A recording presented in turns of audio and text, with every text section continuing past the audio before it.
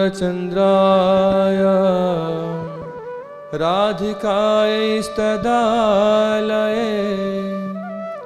कृष्णाय कृष्णभक्ताय तद्भक्ताय नमो नमः। जं प्रव्रजन्तमनुपेतमपेतकृत्यं द्वैपायनो विरहकातराजुहाव पुत्रेति तन्मयतया तरवो विनेदो तं सर्वभूतहृदय मुनिमानुतस्मि। अंगश्यामलिमच्छटाभिरभितो मन्दीकृते इन्दीवरं जाड्यञ्जागुडरोचिषा विदधतं पट्टाम्बरसश्रियम्। वृन्दारण्यनिवासिनो हृदिलसदामाभिदामोदरम् राधास्कन्धनिवेशितो जलभुजं ध्यायेन् दामोदरम्। भक्त्या विहीना अपराधलक्ष्यै क्षिप्ताश्च कामादितरङ्गमध्ये कृपामयी स्तां शरणं प्रपन्ना वृन्दे नुमस्ते चरणारविन्दम्। हा देवी काकुभरगद्गदया जवाचा जाचे निपत्यवो विदण्डवदुद्भटार्ति अस्य प्रसादमबुधस्य जनस्य कृत्वा गान्धर्विके निजगणे गणनां विधेहि। सब लोग बोलिए हरे कृष्णा कृष्ण कृष्ण हरे हरे हरे राम राम राम हरे हरे। हरे कृष्ण कृष्ण कृष्ण हरे हरे हरे राम राम राम हरे हरे। मैं सबसे पहले मेरे परमाराध्यतम गुरुदेव विष्णुपाद परमहंस परिव्राजकाचार्य अष्टोत्तरस्थ श्री श्रीमद भक्ति वेदांत नारायण गोस्वामी महाराज एवं ओम विष्णुपाद परमहंस परिव्राजकाचार्य अष्टोत्तरस्थ श्री श्रीमद गौर गोविंद गोस्वामी महाराज जी के चरण कमल में अनंत कोटि प्रणति ज्ञापन करते हुए उनके अहित की कृपा भिक्षा करता हूं। तत्पश्चात श्री भक्ति सर्वस्व त्रिविक्रम महाराज जी के चरण में पुनः पुनः प्रणति ज्ञापन करते हुए उनके अहित कृपा भिक्षा करता हूं। मेरे रूपानुग गौड़िया गुरुवर्ग के चरण में मैं अनंत कोटि प्रणति ज्ञापन करते हुए उनके अहित कृपा भिक्षा करता हूं। उपस्थित समस्त भक्त वैष्णव वृंद मातृवृंदों को मेरा जथा योग्य प्रणाम। आज हम लोग ये भगवान के अहित कृपा है कि हम यहाँ उपस्थित हुए हैं। यहाँ हर संडे में रविवार में ये प्रोग्राम होता है भक्त लोग को हरि कथा। आज थोड़ा विलंब हो गया है, मैं कल यात्रा करके आया, ट्रैवलिंग काफी लॉन्ग जर्नी था। कुछ भगवत गीता से हम श्रवण करेंगे। सब लोग ये जानते हैं कि हमारे सनातन धर्म के एक मूल ग्रंथ है श्रीमद् भगवत गीता। क्यों? इसका कारण स्वयं वेद व्यास जी ने गीता महात्म्य में ही कहा है। कहते हैं कि गीता सुगीता कर्तव्या किम अन्य शास्त्र विस्तरे या स्वयं पद्मनाभस्य मुख पद्मात विनिग्रहता। कि केवल भगवत गीता को ही अच्छा से सुगीता कीर्तन श्रवण पठन पाठन करना चाहिए। किम अन्य शास्त्र विस्तरी, दूसरे शास्त्रों की क्या प्रयोजन है अगर भगवत गीता को पठन पाठन कर रहे हैं? क्योंकि ये या स्वयं पद्मनाभस्य मुख पद्माद विनिर्गता, साक्षात भगवान श्री कृष्ण,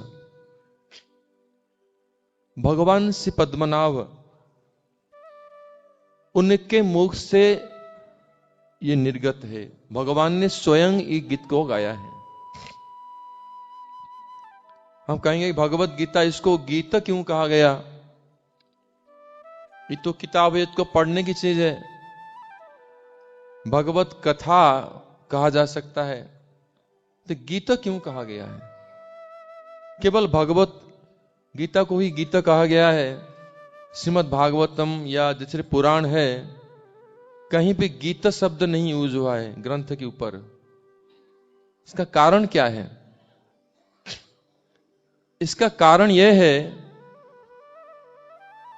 कि जिस प्रकार इस धाम में, इस जगत में हम लोग बातचीत करते हैं आपस में, यहां संगीत अलग है, हम लोग की बातचीत जो कथा वार्तालाप कर रहे हैं वो अलग है, हम लोग की जो गमनागमन, हम लोग जो चलना फिरना करते हैं वो अलग है, और हम लोग की नृत्य अलग है। लेकिन गोलोक वृंदावन भगवान के जो प्रिय धाम है, वहां ऐसे नहीं है। वैकुंठ तक है, लेकिन भगवत धाम में अलग है। भगवान का जो गोलोक वृंदावन धाम है, जो कृष्ण का धाम है, जहां श्री राधा कृष्ण, राधा गोविंद अपने नित्य लीला कर रहे हैं, वो धाम में साधारण वार्तालाप नहीं है, साधारण बातचीत नहीं है। वहां जो भी बातचीत होता है वो सब संगीत है, कथा गानम। ये बात को ब्रह्मा जी ने थोड़ा इशारा दिया है ब्रह्म संहिता में। कथा ज्ञानम, वहां की जितना भी कथा है, कोई बातचीत करता है, वो गाना जैसे ही है, अर्थात जैसे भाव है ऐसे मेलोडी होगा उसमें। अगर दुख में कोई बोल रहा है, उसमें कोई विषाद स्वर होगा, और उसमें छंद भी होगा, छंदबद्ध होगा। कोई आनंदित है तो उनकी बातचीत में ऐसे आनंद की कोई राग रागिणी प्रकाशित हो रहा है। वहां की जितने भी बातचीत है, कथा वार्तालाप है, ये सब गान ही है। वहां जितने गमनागमन है वो सब नृत्य है। तो इस जगत में जो नृत्य है भगवत धाम से आया हुआ है, संगीत भी, क्योंकि ये जगत में वो सब नहीं है, इसलिए वो अलग अलग है। हम लोग की बातचीत में कोई शोर नहीं है, कोई कोई का है, उसमें राग भी प्रकाशित होता है। इसलिए भगवत गीता ऐसे ग्रंथ है जो कि साक्षात भगवान के मुख निसृत है। भगवान स्वयं इसको गाए हैं। भगवान के जो बोलना वो सब गान ही है। यहां तक कि भगवान के जो परिकर हैं, गोपियों जो आपस में बातचीत कर रहे हैं, वो भी गान ही है। श्रीमद् भागवत में 5 गीत के बारे में प्रसिद्ध है। बहुत सारे गीत है, लेकिन 5 गीत है जो वेणु गीत, प्रणय गीत, गोपी गीत, जुगल गीत, भ्रमर गीत, ये सब गीत है, गोपियों ने गाया है। तो इसलिए भगवत गीता इतना गुरुत्वपूर्ण इंपॉर्टेंट क्यों है? और कहते गीता सु गीता कर्तव्य, वेदव्यास जी लिखते हैं गीता ही नित्य पाठ करना चाहिए। सुगीता, गीता को ही गान करना चाहिए। हम जो अध्ययन करेंगे उसको गायन करना चाहिए। कर्तव्य माने अगर हम नहीं करते हैं तो इसमें दोष लगेगा। कैसा दोष लगेगा? अगर कोई व्यक्ति भगवत गीता नहीं पाठ करेगा तो क्या दोष लगेगा? उसका ये मानव जन्म लेना व्यर्थ हो जाएगा अगर भगवत गीता अनुशीलन नहीं किया, पाठन नहीं किया। कर्तव्य माने अगर नहीं किया तो प्रत्यवाय है। जैसे कहा गया तद विज्ञानार्थम स गुरुमेव अभिगच्छेत्। कोई भगवत तत्व आध्यात्मिक ज्ञान, पारमार्थिक ज्ञान प्राप्त के लिए गुरु के पास जाना चाहिए, अभिगच्छेत्, मस्ट जाना चाहिए। तो इस प्रकार शास्त्र में यहां भगवान व्यासदेव जी कहते हैं कि ये मस्ट, ये जीवन का एक मुख्य अंग होना चाहिए। हमारे उड़ीसा में एक बात कहते हैं कि रुचु ना रुचु खा पीता, बूझ ना बूझ पढ़ गीता। कोई रुचिकर लगे या ना लगे, उसको पीता खाना चाहिए। पीता माने जो करेला, नीम, ये सब खाना चाहिए, क्योंकि वो बहुत बेनिफिशियल है। लिवर में जितना भी बैक्टीरिया है या शरीर को हानिकारक तत्व है, उसको नष्ट करता है और शरीर में पुष्टि वर्धन करता है। वो पीता है, जो कड़वा चीज है। उस प्रकार बूझ ना बूझू, कोई समझे ना समझे, बोला ये संस्कृत भाषा है, हमारा समझ में नहीं आता है, जैसे भी आता है, अगर गीता पढ़ते हैं तो हमारे जीवन में वास्तविक कल्याण साधित होगा।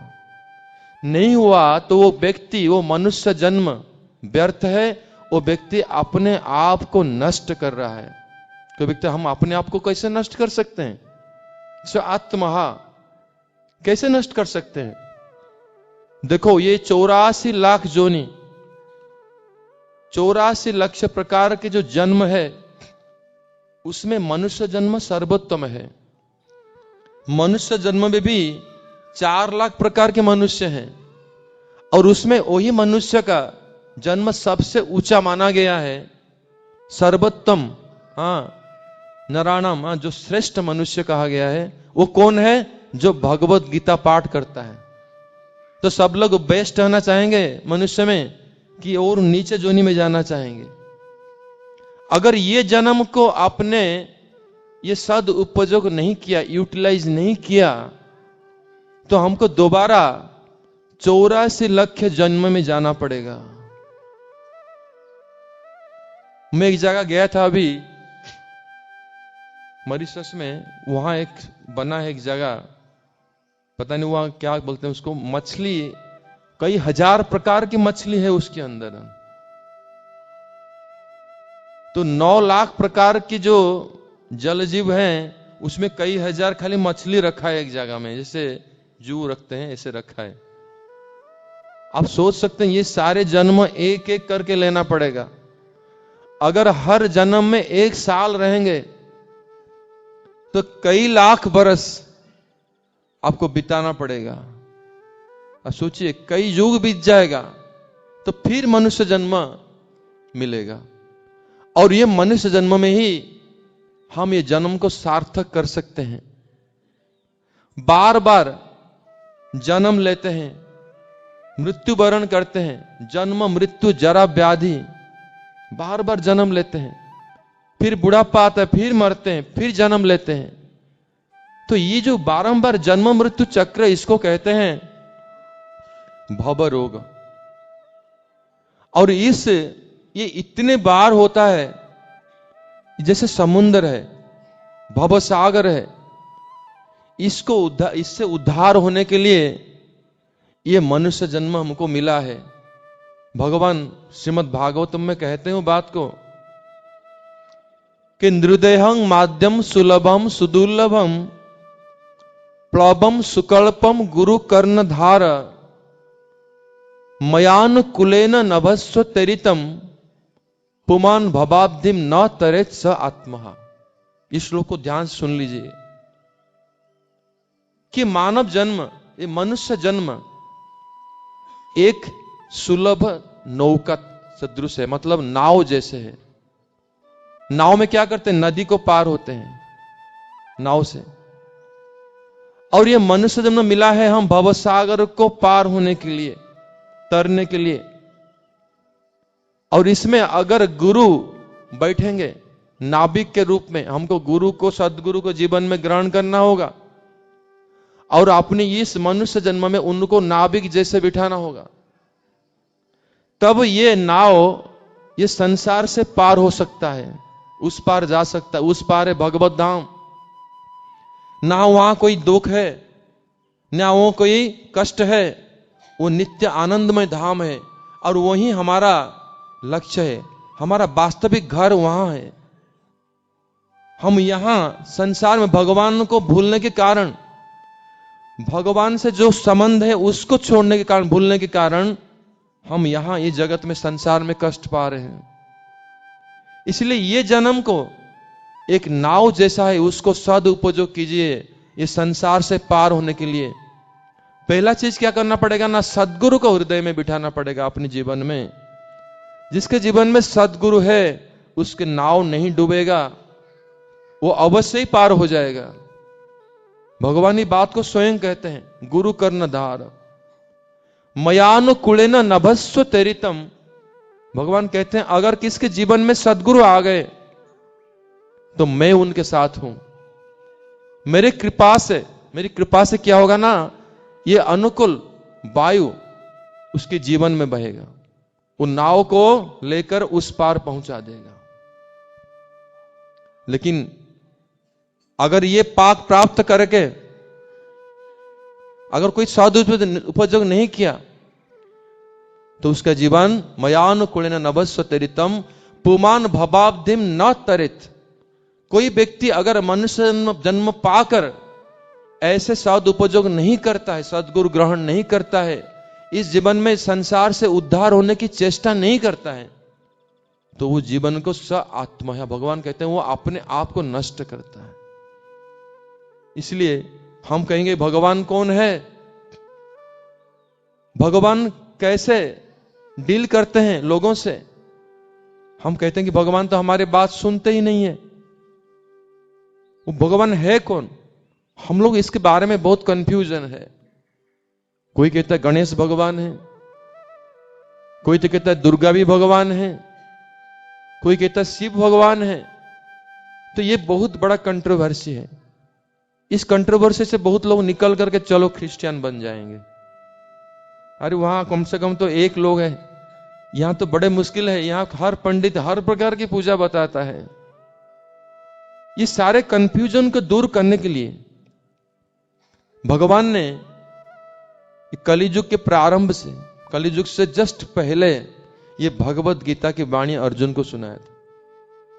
इसमें सारे जितने भी कंफ्यूजन है, जितने भी संशय है, ये सब दूर हो जाएगा। भगवत गीता में आप समझेंगे कि भगवान कौन है।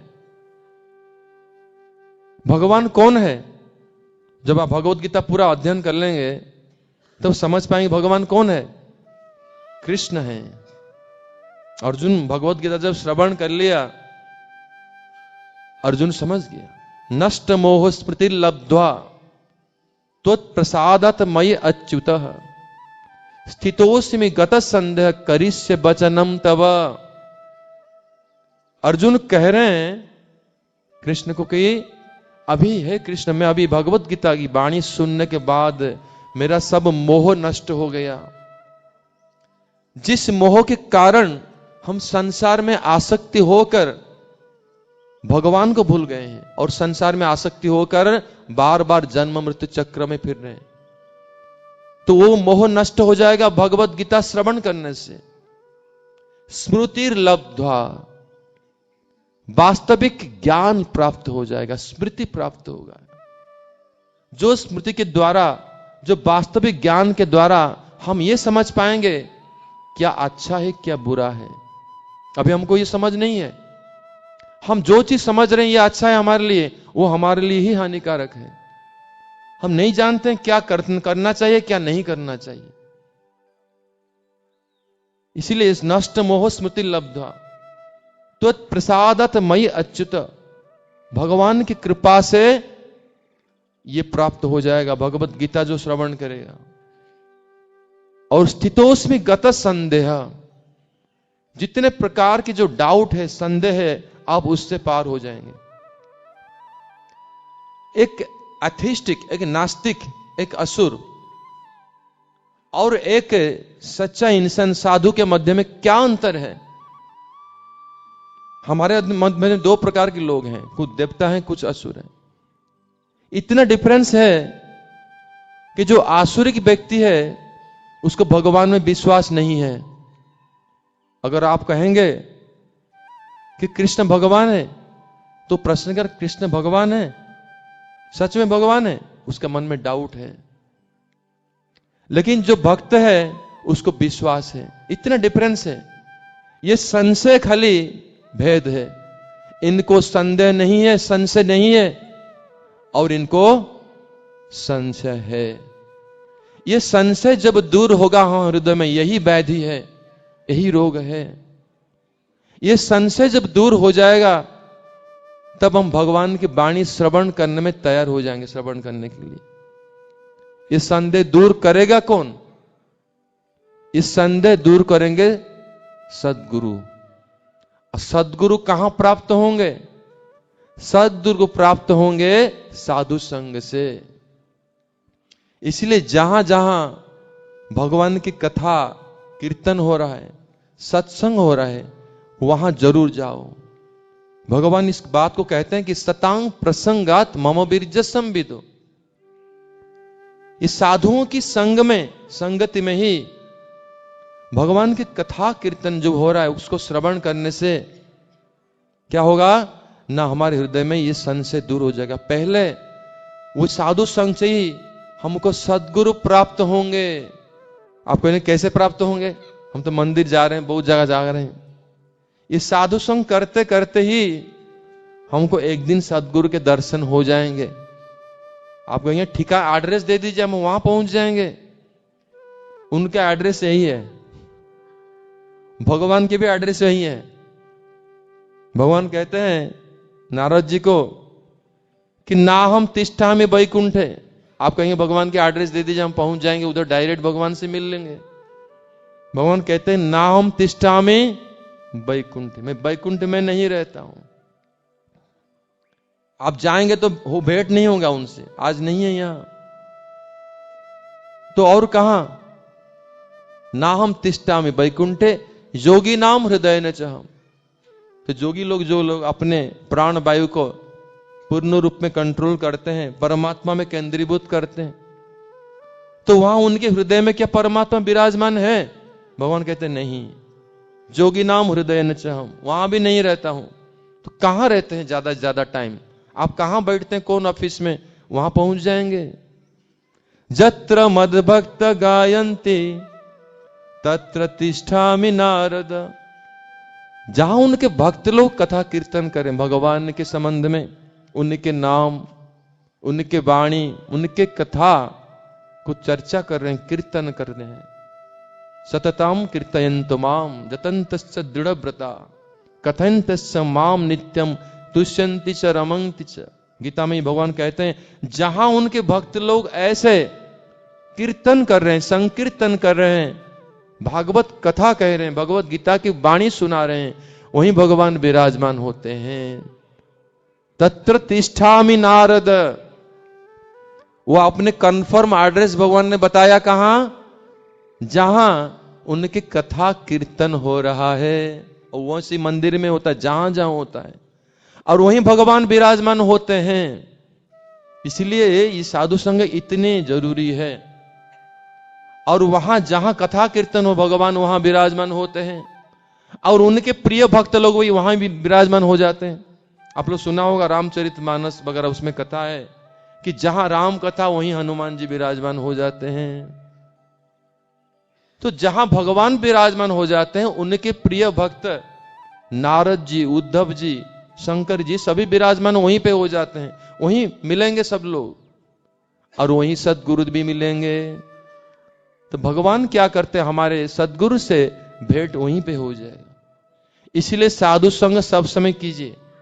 साधु संग सर्वशास्त्र कय, लव मात्र साधु संग सर्व सिद्धि है।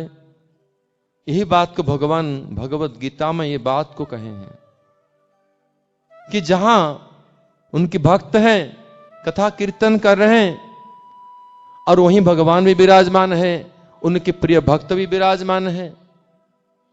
भगवत गीता में बहुत जगह में कहे हैं, लेकिन लास्ट श्लोक में मैं कह देता हूं।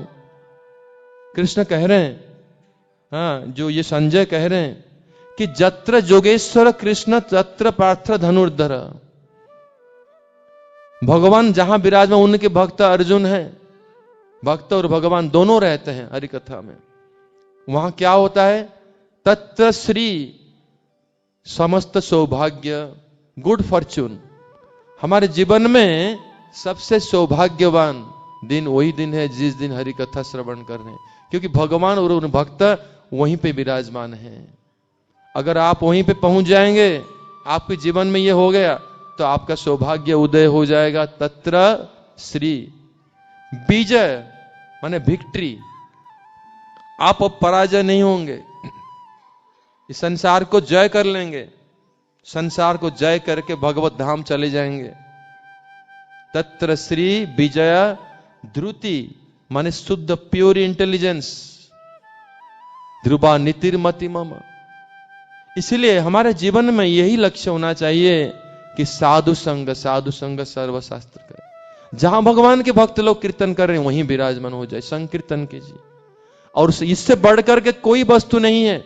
साधु संग कृष्ण नाम यही मात्र चाहे, संसार जिनित आर कौन वस्तु ना आए।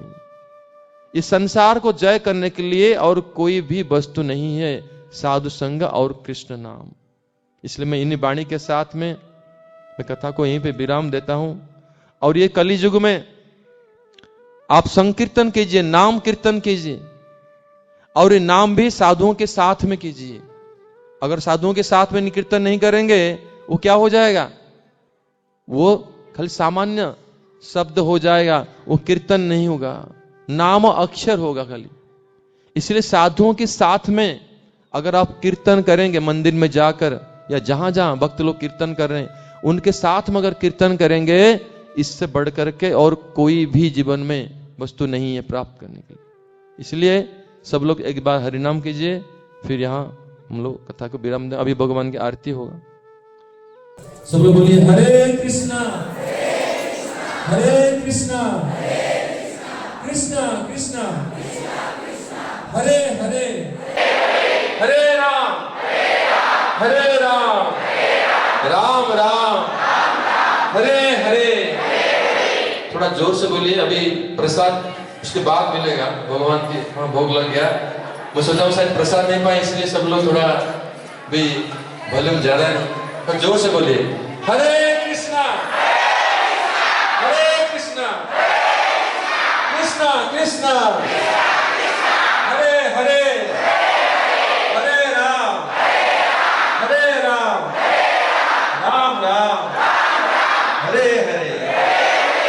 हरिनाम संकीर्तन की नंदन श्री गौर हरि की जय, सद्गुरुदेव की जय, वृंदावन बिहारी लाल की जय, स्वानंद श्रीमती राधा रानी की जय। गौर प्रमानंदे हरि हरि। हरे कृष्णा कृष्णा कृष्णा हरे हरे, हरे राम